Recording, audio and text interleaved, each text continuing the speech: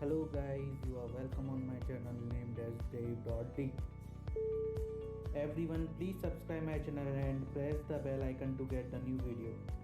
Please like my lecture, share my lecture and comment on my lecture as much as you can to have a better video. तो चलिए बच्चों अब exercise 12.2 के कुछ tough questions की तरफ बढ़ते हैं। तो फर्स्ट क्वेश्चन में हमें क्या करना है बेटा, हमारे स्मॉलर या बिगर नंबर को हमें स्टैंडर्ड फॉर्म में रिप्रेजेंट करना है। तो स्टैंडर्ड फॉर्म में जब हम रिप्रेजेंट करते हैं तो मैंने आपको एक बेसिक रूल बताया हुआ था कि जब भी हम स्मॉलर नंबर को स्टैंडर्ड फॉर्म में रिप्रेजेंट करते हैं तो डेसिमल से पहले क्या होना जरूरी होता है बेटा, हमारा एक डिजिट होना जरूरी होता है नॉन जीरो। तो वही हम करने जा रहे हैं बेटा।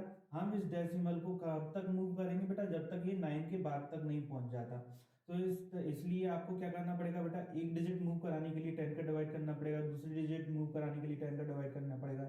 और इस तरह से आपको कब तक करता रहना पड़ेगा बेटा, जब तक आप 9 के बाद तक मूव नहीं हो जाते।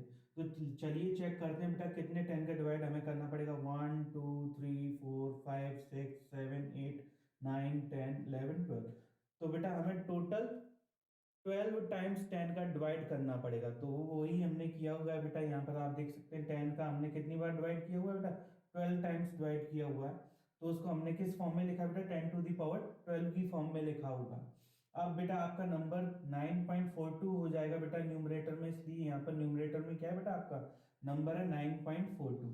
अब हम इसको सॉल्व करेंगे बेटा। तो आपको क्या करना है, इस 10 टू दी पावर 12 को न्यूमरेटर में लेके जाना है। तो उसके लिए हमने क्या किया हुआ है बेटा, 9.42 डिनोमिनेटर में क्या मान लिया 1।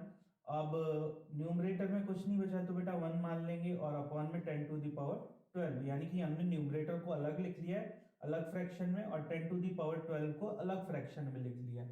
तो अब बेटा इसकी तरफ बढ़ते हैं। हमारे पास में जो एक्सप्रेशन आया हुआ है तो इसमें आप सेकंड पार्ट को देखेंगे, मल्टीप्लाई के बाद को 1 अपॉन 10 टू दी पावर 12 को सॉल्व करेंगे। तो बेटा किस फॉर्मूले से सॉल्व करेंगे, इस फॉर्मूले से सॉल्व करेंगे। फॉर्मूला हमारा 1 upon x to the power a equal to x to the power minus a. तो यहां से आप इसे सॉल्व करेंगे तो क्या आएगा बेटा, 10 टू दी पावर माइनस 12 आएगा। अब आप जानते हैं कि एक का डिवाइड किसी भी नंबर में करते हैं तो सेम नंबर आता है। तो इसलिए हमारा आंसर क्या हो जाएगा बेटा, 9.42 into 10 to the power minus 12, ये आपका आंसर हो जाएगा बेटा। तो चलिए बच्चों अब हम फर्स्ट के थर्ड क्वेश्चन की तरफ बढ़ते हैं। ये हमारा एक बिगर नंबर है, इसे हमें स्टैंडर्ड फॉर्म में रिप्रेजेंट करना है। तो बेटा इसमें भी हम सेम रूल अप्लाई करेंगे जो स्मॉलर नंबर्स के लिए कर रहे थे। बस स्मॉलर नंबर्स में हम क्या करते हैं बेटा, डेसिमल को राइट हैंड साइड की तरफ मूव करते हैं और बिगर नंबर्स में हम क्या करते हैं बेटा, डेसिमल को लेफ्ट हैंड साइड की मूव करते हैं। तो ये बिगर नंबर इसलिए डेसिमल को लेफ्ट हैंड साइड मूव करेंगे और कहां तक लेके आना पड़ेगा बेटा, 6 से पहले लेके आना पड़ेगा हमारा डेसिमल। तो बेटा एक डिजिट मूव कराने के लिए आपको 10 का मल्टीप्लाई करना पड़ेगा, दूसरी डिजिट मूव कराने के लिए फिर से 10 का मल्टीप्लाई करना पड़ेगा। ऐसा कब तक करना पड़ेगा बेटा, जब तक ये 6 के बाद तक नहीं आ जाता। तो चलिए बेटा हम काउंट करते हैं कि 10 कितने टाइम्स आएगा बेटा, 1 2 3 4 5 6 7 8 9 10 11 12 13 14 15। तो बेटा 15 टाइम्स आपको क्या करना पड़ेगा, 10 का मल्टीप्लाई करना पड़ेगा। तो 10 हमारा 15 टाइम्स लिखा होगा तो उसे शॉर्ट फॉर्म में लिखना चाहिए। कैसे लिखेंगे बेटा, 10 टू द पावर 15। और जब आपका डेसिमल बेटा 6 के बाद में आ जाएगा तो बेटा आपके पास में नंबर क्या होगा बेटा, 6.02, जो कि कुछ इस तरह से आपका लिखा हुआ है यहाँ पर। तो आंसर क्या हो जाएगा बेटा, 6.02 multiplied by 10 to the power 15, ये आपका क्या हो जाएगा बेटा, आंसर हो जाएगा। तो चलिए बच्चों अब हम क्वेश्चन नंबर 2 के थर्ड क्वेश्चन की तरफ बढ़ते हैं। क्वेश्चन नंबर 3 क्या है बेटा, 3 into 10 to the power minus 8। तो यहाँ पर आप देख रहे हैं बेटा 10 टू द पावर माइनस 8, इसे किस फॉर्मूले से सॉल्व करेंगे बेटा, x to the power minus 8 equal to 1 upon x to the power a, इससे सॉल्व करेंगे। तो बेटा अब आपका सॉल्यूशन में क्या आएगा बेटा, first step 3 into 1 upon 10 to the power 8 इस फॉर्मूले से। अब क्या करेंगे बेटा, 3 का मल्टीप्लाई 1 में करेंगे तो 3 आएगा न्यूमरेटर में और 10 टू द पावर 8 हमारा एज इट इज डिनोमिनेटर में बना रहेगा बेटा। अब 10 टू द पावर 8 यानी कि जो आपके पास में आप इस फ्रैक्शन के अंदर एक्सपोनेंट्स वाला नंबर है उसको आप एक्सपेंडेड फॉर्म में लिख लेंगे। तो अगला स्टेप में यही आएगा बेटा, 3 एज इट इज रहेगा और 10 हमारा 8 टाइम्स आ जाएगा बेटा। अब कई बार बच्चे मिस्टेक कहां पर करते हैं बेटा कि हमारा 10 कई टाइम्स हमारे पास में लिखा होता है, उन्हें ये नहीं पता होता है कि कितने जीरो आएंगे हमारे आंसर में। तो किस तरह से पता करेंगे बेटा, आपके पास में जितनी भी 10 है वहां पर आप क्या करने वाले हैं बेटा, जीरो को काउंट करेंगे सिर्फ 1 2 3 4 हमारा जो आंसर आने वाला है यानी कि मल्टीप्लिकेशन के बाद में जो नंबर आएगा उसमें टोटल कितने जीरो होंगे बेटा, 8 जीरो होंगे, और उनके स्टार्टिंग में क्या आ जाएगा बेटा, 1 आ जाएगा। तो बस इस तरह से आप पता कर सकते हैं कि हमारा रिजल्ट क्या आने वाला है। अब बेटा जो नंबर डिनोमिनेटर में आया है इसका डिवाइड करेंगे 3 में तो क्या नंबर आएगा, किस तरह से आप कर सकते हो।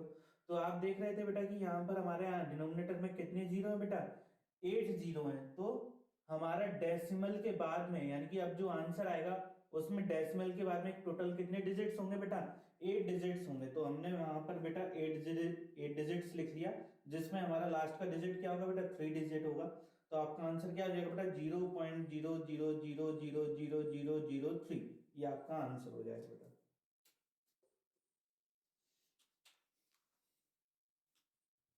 तो चलिए बच्चों हम क्वेश्चन नंबर 2 के फोर्थ क्वेश्चन की तरफ बढ़ते हैं। तो क्वेश्चन क्या है बेटा, 1.0001 इंटू 10⁹9।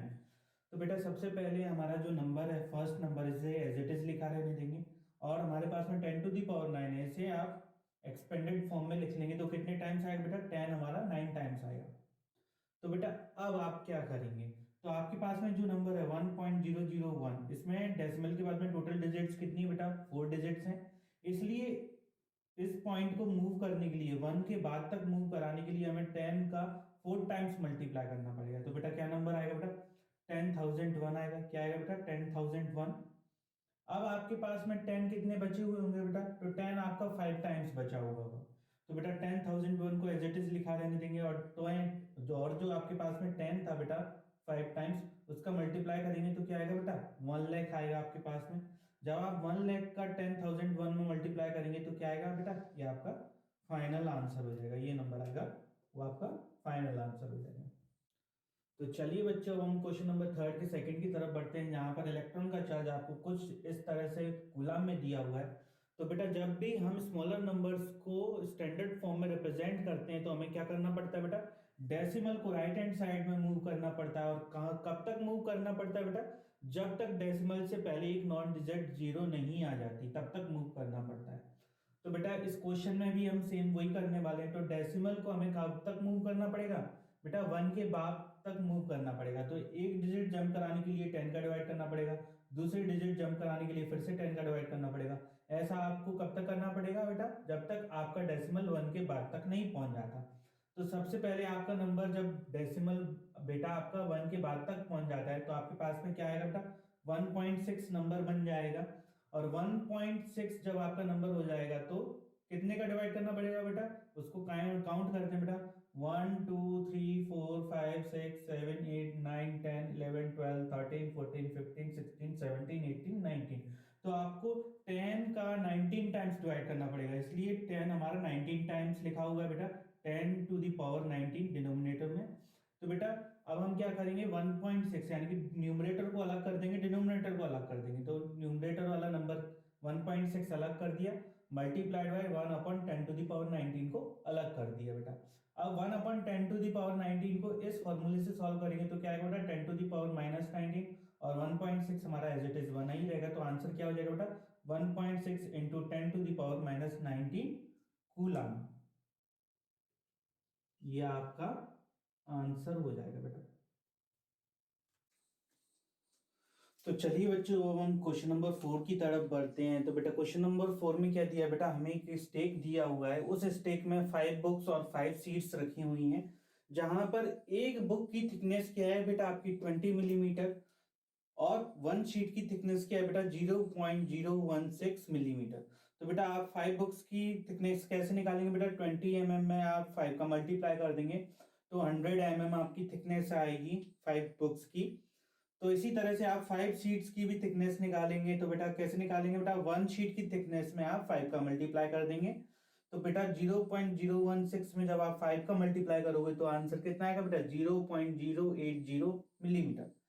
अब क्या निकालना है बेटा, आपको स्टेक की थिकनेस निकालनी है। तो बेटा उसमें किस किस की थिकनेस को ऐड करना पड़ेगा बेटा, 5 बुक्स की थिकनेस को ऐड करना पड़ेगा, किसमें बेटा, 5 शीट की थिकनेस में। तो वही हमने किया बेटा, 100 में आपने ऐड कर दिया 0.080 का। तो बेटा आपके पास में आंसर क्या आएगा बेटा, 100.080 तो अब क्या करना पड़ेगा बेटा, जो आपका आंसर है इसे स्टैंडर्ड फॉर्म में लिखेंगे बेटा। तो इस डेसिमल को आपको कहां तक मूव करना पड़ेगा बेटा, 1 के बाद तक मूव करना पड़ेगा, यानी कि यहाँ पर आप देखें तो यहाँ तक मूव करना पड़ेगा आपको। तो आपको कितने 10 का मल्टीप्लाई करना पड़ेगा बेटा, 2 10 का मल्टीप्लाई करना पड़ेगा। तो यहाँ पर हमने कर ही दिया है। तो आपके पास में अब नंबर क्या हो जाएगा बेटा, 1.0008। यहाँ पर आप मूव कर देंगे डेसिमल को तो नंबर क्या हो जाएगा बेटा, 1.0008। अब क्या करेंगे बेटा, 1.0008 को एज इट इज लिखा रहने देंगे, और 10 इंटू 10 है, इसको आप कैसे लिख सकते हैं बेटा, 10 टू द पावर 2 की फॉर्म में लिख सकते हैं। तो आपका आंसर क्या हो जाएगा बेटा, 1.0008 इंटू 10 टू द पावर 2। ये आपका फाइनल आंसर हो जाएगा बेटा।